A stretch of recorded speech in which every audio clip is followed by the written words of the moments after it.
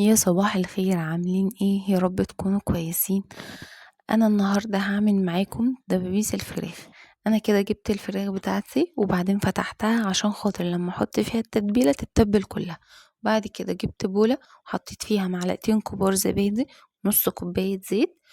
بعد كده حطيت مكعبين زبدة، وبعد كده حطيت معلقتين كبار صلصة. وبعد كده حطيت التوابل بتاعتي عبارة عن معلقة ملح كبيرة، نص معلقة فلفل أسمر، نص معلقة كمون، نص معلقة بابريكا، مكعبين دجاج. ممكن تحط نص معلقة كزبرة صغيرة. بعد كده حطيت 3 فصوص مهروسين. لو مش بتحبوا مرقة الدجاج ممكن ما تحطهاش عادي، ممكن تستغنوا عنها. بعد كده شلت البولة بتاعتي وجبت الفراخ. بعد كده حطيت فيها التتبيلة بتاعتي كلها، بس شلت معلقتين صغيرين على جنب هقول لكم عملت بيها ايه. بعد كده تبلت الفراخ بتاعتي كويس جدا، دخلت كل التتبيلة في كل الفتحات بتاعتها.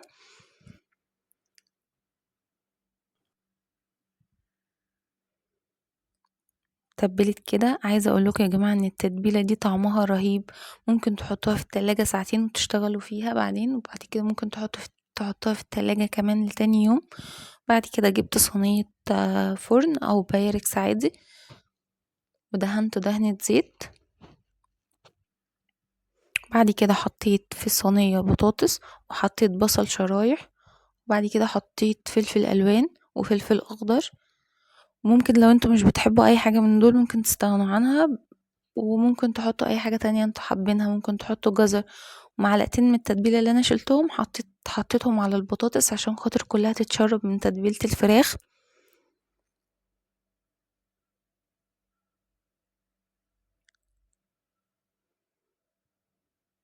بعد كده ابتديت ان انا ارص الفراخ بتاعتي في قلب الصينية.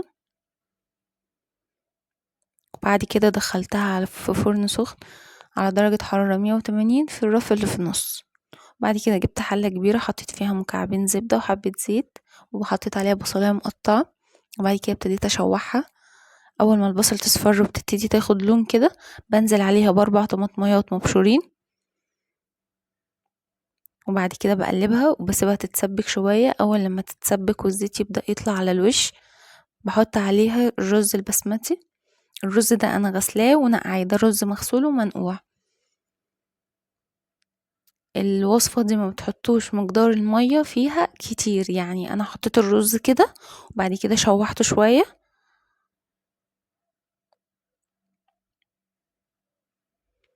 وبعد كده حطيت التوابل دي عبارة عن معلقة ملح كبيرة، نص معلقة كركم، نص معلقة كاري، نص معلقة بابريكا، ورقتين لورا، وعود قرفة، وحبتين حبهان كده يعني مش كتير. ممكن تحطوا قليب دجاج وبيخلي برضو طعمها تحفة، مفيهاش اي مشكلة. بعد كده شوحتها شوية، وبعد كده رحت حاطة مقدار المية في الوصفة دي ما بيبقاش كتير، يعني يدوب يغطي الرز كده بعقلة ونص.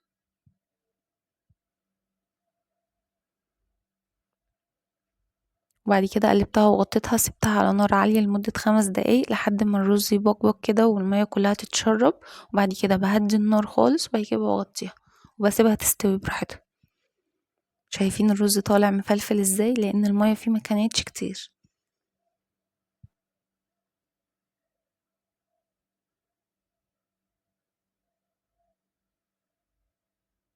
بعد كده الصينية بتاعتي طلعتها واخدة لون ازاي. شكلها رهيبة يا جماعة. انا ما شغلتش عليها الشواية، ولكن الفرن بتاعي كان حامي. انتوا ممكن لو حاسين ان هي استوت بسرعة ومحتاجة ان انتوا تشغلوا عليها الشواية ممكن تشغلوها عادي، هتاخد لون برضو رهيب كده.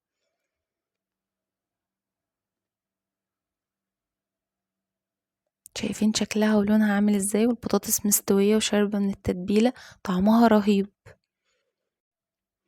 في طبق كبير بحط فيه حبة رز، بحط فيه دبوسين وحبة بطاطس اللي شاربة من التتبيلة وطعمها رهيب جدا.